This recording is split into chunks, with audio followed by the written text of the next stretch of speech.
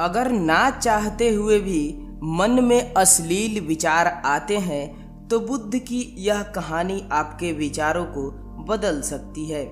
एक बार चंद्रवंशी राजकुमार भरत बुद्ध के सानिध्य भिक्षु के रूप में दीक्षित हुए। बुद्ध अपने भिक्षुओं को उपदेश देने के साथ साथ उनको भिक्षाटन के लिए भेजते थे, जहां से उनको भिक्षा मिलती थी। भरत को महात्मा बुद्ध ने भिक्षा लेने के लिए एक श्राविका के घर पर भेजा।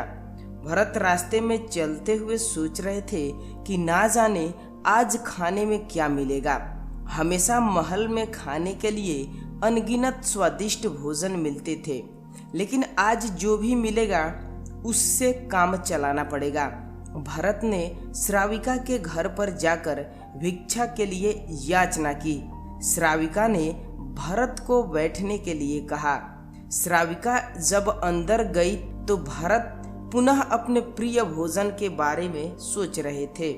जब श्राविका भोजन लेकर आई तो भरत अचंभित रह गए। भरत अपने प्रिय भोजन को देखकर खुश हो गए, भिक्षा ग्रहण करने लगे। भिक्षा ग्रहण करते हुए मन में सोच रहे थे कि हमेशा खाना खाने के बाद मुझे विश्राम करने की आदत है, लेकिन आज उन्हें यहाँ से खाना ग्रहण करने के बाद धूप में वापस आश्रम पहुँचना होगा। भोजन हो जाने पर श्राविका ने भरत को कुछ समय विश्राम करने के लिए आग्रह किया। भरत पुनः खुश हो गए।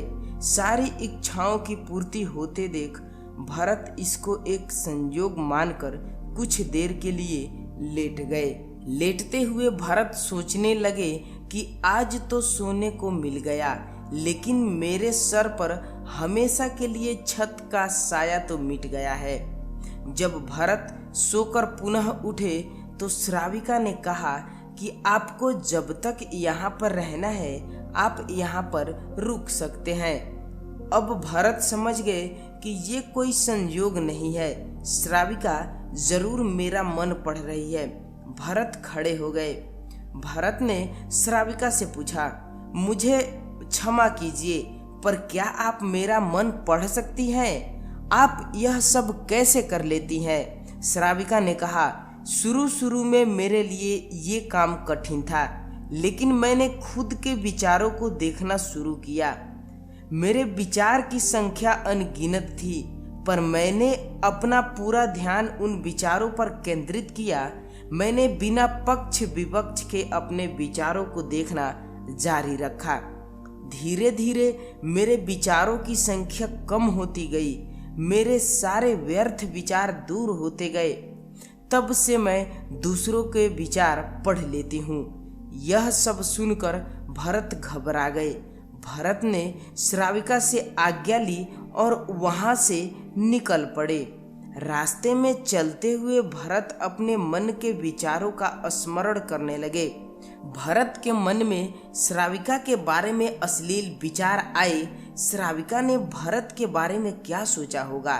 भरत को खुद पर शर्म आ रही थी। भरत आश्रम पहुँचे और बुद्ध से कहा कि अब से वह भिक्षाटन के लिए नहीं जाएंगे। बुद्ध ने भरत को नीचे बैठाया और कहा, क्या हुआ? तुम मुझे अपनी व्यथा विस्तार से बताओ। भरत ने विस्तार से सारी बातें बताई। भरत की बातों को सुनकर बुद्ध ने कहा कि आज से 7 दिनों के लिए श्राविका के घर पर भिक्षा के लिए तुम ही जाओगे, लेकिन तुमको कुछ बातों का ध्यान रखना पड़ेगा। कल तुम जाते हुए अपने चित्त को पूरे होश में रखना। तुम्हारे अंदर कौन से विचार उठ रहे हैं उन पर ध्यान केंद्रित करना। होशपूर्ण और जागृता के साथ ध्यान करना कि कौन सी वासना तुम्हारे भीतर उठ रही है। इन सभी का ध्यान करते हुए जाना और फिर मुझे विचार विमर्श करना। अगले दिन भरत बुद्ध के बताए अनुसार पूरे मार्ग में अपने होश को जागृता रखते हुए चल रहा था। भिक्षु आज पूरी तरह से जगा हुआ था। जैसे जैसे श्राविका का घर नजदीक आ रहा था, भरत की घबराहट बढ़ रही थी। भरत ने अपनी घबराहट को एक तरफ करते हुए बुद्ध के विचारों पर ध्यान केंद्रित किया।